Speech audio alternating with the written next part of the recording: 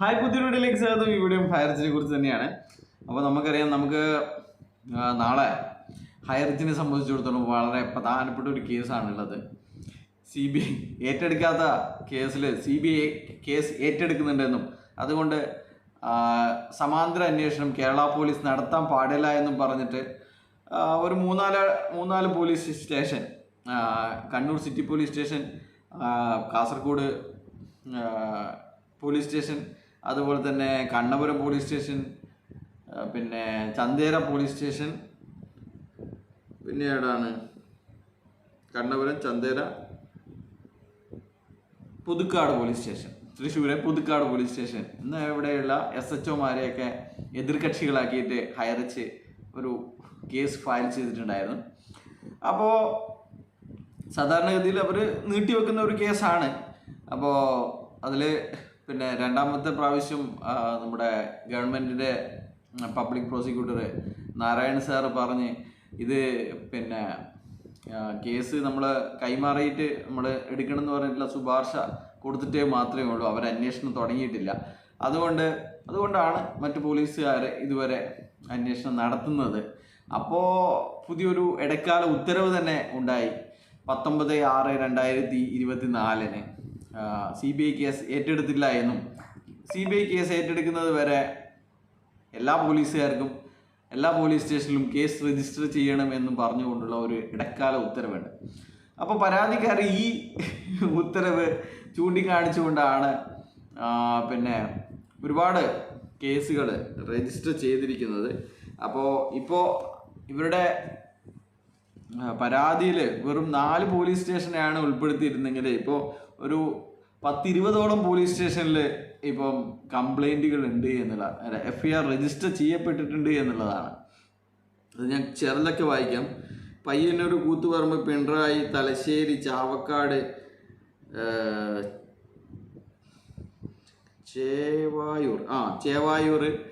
ചേവായൂർ, എടക്കാട്, ശ്രീകാര്യം, ആലുവ, അങ്ങനെ ഒരുപാട് പോലീസ് സ്റ്റേഷനിലേക്ക്, മുക്കം പോലീസ് സ്റ്റേഷനുകളിൽ FIRകൾ നിലവിലുണ്ട്. അപ്പോൾ ഒന്നും കൂടി ഒരുപാട് ആൾക്കാരെയും കൂടി കക്ഷി ചേർത്തിട്ട് പുതിയൊരു കേസും കൂടി ഫയൽ ചെയ്യുന്നത് നന്നായിരിക്കും. അപ്പോൾ ഈ കേസിൽ 17/7 ആണ് പിന്നെ CBI പറഞ്ഞത് അവർക്ക് പരിമിതിയുണ്ട് എന്നും പിന്നെ വളരെയധികം കേസുകൾ കൈകാര്യം ചെയ്യുന്നുണ്ട് എന്നും അതുകൊണ്ട് നമ്മളെ ഈ ഒരു പിന്നെ ഗവൺമെൻറ് ഇതുവരെ നിർദ്ദേശം തന്നിട്ടില്ല എന്നും ഗവൺമെൻറ്റിനെ ഈ കാര്യം അറിയിച്ചിട്ടുണ്ട് എന്നുള്ളത്, ഇതിൽ ഫൈനലായിട്ടുള്ള തീരുമാനം എടുത്തിട്ടില്ല എന്ന് പറഞ്ഞിട്ടുള്ള ഒരു സ്റ്റേറ്റ്മെൻറ്റ് ഫയൽ ചെയ്യപ്പെട്ടിട്ടുണ്ട്. അപ്പോൾ അത് നമ്മൾ പത്രത്തിലൊക്കെ വന്നതാണ്. CBI കേസ് ഏറ്റെടുക്കാൻ പിന്നെ വിമുഖത കാട്ടി എന്നൊക്കെ പറഞ്ഞിട്ട് അസൗകര്യം അറിയിച്ചു എന്നൊക്കെ പറഞ്ഞിട്ട്. അപ്പോൾ അതും കഴിഞ്ഞിട്ട് കഴിഞ്ഞ 25-ാം തീയതി വീണ്ടും ഈ കേസ് ഉണ്ടായിരുന്നു. ആ സമയത്ത് വളരെ സ്വാഭാവികമായിട്ടും നടന്നിരിക്കുന്നത് എന്ന് പറഞ്ഞു കഴിഞ്ഞാൽ ഇവരുടെ തന്നെ വക്കീൽ കേസ് മാറ്റിവെക്കുകയായിരുന്നു. അതിൻ്റെ റിമാർക്സിൽ ഇങ്ങനെയാണ് എഴുതിയിരിക്കുന്നത് ഓർഡറിൽ: petitioner seeks time post on 16/8/2024. അപ്പോൾ 3 ആഴ്ചത്തേക്ക് നീട്ടിവെക്കുകയാണ്. അതിനുശേഷം ഇവർ കൊടുത്ത കേസല്ലേ, അപ്പോൾ ഇവർക്ക് സ്വാഭാവികമായിട്ടും ഇവർക്കത് പിൻവലിക്കാനുള്ള അടക്കമുള്ള അധികാരങ്ങളുണ്ട്. അതുകൊണ്ട് പിന്നെ നീട്ടിവെച്ചതിൽ വലിയ ആശ്ചര്യമില്ല. ഓർക്കണം, ഇത് ഭയങ്കരമായ സംഭവമാണ്. എന്തോ ഒരു വക്കീലിനെയൊക്കെ കൊണ്ടുവന്നിട്ടുള്ള പരിപാടിയാണ്. ആ വക്കീലിൻ്റെ പേരൊന്നും പറയുന്നില്ല. അപ്പം ഞെട്ടും പറക്കും എന്നൊക്കെ പറഞ്ഞിട്ടുള്ള സംഭവങ്ങളൊക്കെ നിങ്ങൾ കേട്ടിട്ടുണ്ടാവും. അപ്പോൾ ആ വക്കീലാണ് വന്നിട്ട് പറഞ്ഞിരിക്കുന്നത് 3 ആഴ്ച നീട്ടി വെക്കണം. പറയണ്ട, വെറുതെ എന്തിനാണല്ലേ. അപ്പോൾ ഇനി എന്താണ് ഇവർക്ക് ഇനിയിപ്പോൾ കൊടുക്കാനുള്ളത്? CBI കേസ് ഏറ്റെടുക്കാനുള്ള ഓർഡർ വന്നിട്ടില്ല എന്ന് പറയുന്നു. അപ്പോൾ അതിൻ്റെ കാരണങ്ങളൊക്കെ ബോധിപ്പിച്ചു. അപ്പോൾ ഇവർ കൊടുത്തിരിക്കുന്ന കാര്യം തന്നെ ഒന്നുമില്ല. CBI കേസ് ഏറ്റെടുത്തിട്ടില്ല, അതുകൊണ്ട് പിന്നെ സമാന്തര അന്വേഷണം പാടില്ല എന്ന് പറയുന്നതിൽ കാര്യമില്ല. ഒരുപാട് പോലീസ് സ്റ്റേഷനിൽ കേസ് അന്വേഷിക്കുകയും ചെയ്യുന്നുണ്ട്. അവരും ഇതിൽ സമാന്തര അന്വേഷണം നടത്തുന്നു. EDയെ കൂടാതെ അവരും കൂടി അന്വേഷിക്കുന്നു. എന്നുള്ള കാര്യങ്ങളൊക്കെയാണ് മുന്നോട്ട് പോകുന്നുണ്ട്. ഇനിയിപ്പോൾ സ്വാഭാവികമായിട്ട് കേസ് പിൻവലിക്കുന്നതായിരിക്കും നല്ലത് എന്നാണ് തോന്നുന്നത്. അല്ലെങ്കിൽ കേസ് തോറ്റു എന്നുള്ള ഒരു പേരുദോഷം ഈ കേസിൽ ഉണ്ടാവും എന്നാണ്, അല്ലാതെ വേറെ ഒന്നും ഉണ്ടാകാൻ സാധ്യതയില്ല. അപ്പോൾ നാളെ ചിലപ്പോൾ അത് ഉണ്ടാവാനാണ് സാധ്യത. അല്ലെങ്കിൽ ഈ ഒരു ജാള്യത മറക്കാൻ വേണ്ടിയിട്ട് 2 or 3 പ്രാവശ്യം നീട്ടി വെക്കുമായിരിക്കും. അല്ലാതെ മറിച്ചൊരു തീരുമാനം ഈ കേസിൽ ഉണ്ടാവില്ല എന്നാണ് എൻ്റെ ചെറിയ ബുദ്ധിയിൽ തോന്നുന്നത്. അപ്പോൾ വീണ്ടും നിങ്ങളോടൊക്കെ പറയാനുള്ളത്, FIR നിർബന്ധമാണ്.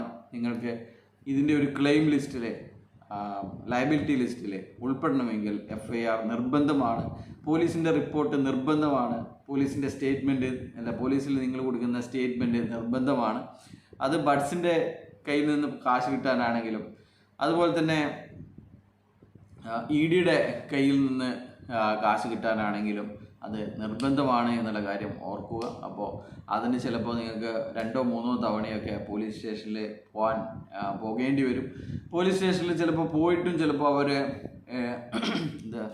നിങ്ങളുടെ പരാതി ശരിയായ വണ്ണം അവർ പരിഗണിക്കാതെ ചിലപ്പോൾ ചില പോലീസ് സ്റ്റേഷനുകളിൽ ഉണ്ടാവാം. ആ ഘട്ടത്തിൽ നിങ്ങൾക്ക് SPയെ, നിങ്ങളുടെ ഡിസ്ട്രിക്റ്റ് പോലീസ് ചീഫിനെ കാണേണ്ടി വരും. അപ്പോൾ അദ്ദേഹവും ചിലപ്പോൾ പരാതികളിൽ വേണ്ട നടപടികളൊന്നും എടുത്തില്ലെങ്കിൽ നിങ്ങൾക്ക് ചിലപ്പോൾ ഒരു CMB അടുത്തുള്ള കോടതിയിൽ ഫയൽ ചെയ്യേണ്ടി വരും. അപ്പോൾ അങ്ങനെയൊക്കെ ആണെങ്കിൽ CMB ഫയൽ ചെയ്ത് കഴിഞ്ഞാൽ വിത്തിൻ 1 week നിങ്ങൾക്ക് FIR ഇട്ട് കിട്ടുന്നതാണ്. അപ്പോൾ ആദ്യം ഈ 2-3 കാര്യങ്ങളൊക്കെ നിരന്തരം നിങ്ങൾ പോലീസ് സ്റ്റേഷനെ ബന്ധപ്പെട്ട് കാര്യങ്ങൾ ചെയ്ത് തീർക്കേണ്ടതുണ്ട് എന്നുള്ളതാണ്. അപ്പോൾ എത്രയും പെട്ടെന്ന് ഒരുപക്ഷെ അടുത്ത ആഴ്ചയോടുകൂടി EDയുടെ അന്വേഷണം കോടതിയിൽ റിപ്പോർട്ട് സമർപ്പിക്കുന്നതാണ്. അപ്പോൾ അതിനു മുന്നേ നിങ്ങൾക്ക് പറ്റുവാണെങ്കിൽ EDയുടെ കയ്യിൽ നിന്ന് കാശ് ലഭിക്കും എന്നുള്ളതാണ് പറയാനുള്ളത്.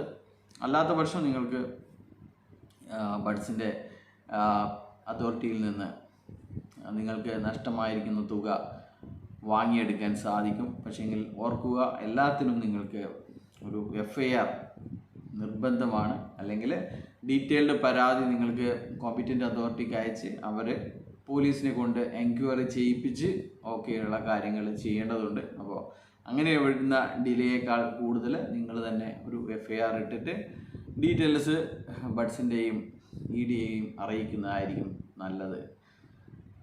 അപ്പോൾ ഇതിനെക്കുറിച്ച് ഇത്രയൊക്കെയാണ് പറയാനുള്ളത്. ഇനി